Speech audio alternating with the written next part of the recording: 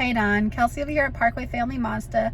I was just going to show you a brief how to put an address into the navigation in a 2021 Mazda 6. Alright, so once you turn on the vehicle, this is what the radio is going to look like.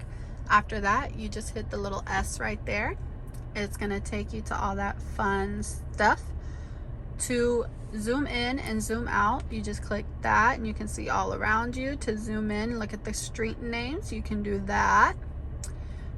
For destination specifically, what you'll do is hit destination. It'll take you to these options right here. Once you're in this, you're going to go ahead and hit address. City, let's say you're going to Baytown. You'll type BAYT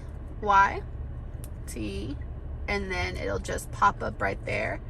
Hit the check mark, type in the street name. Let's say you want to end up on Garth Road. You'll type GAR and it'll pop up right here.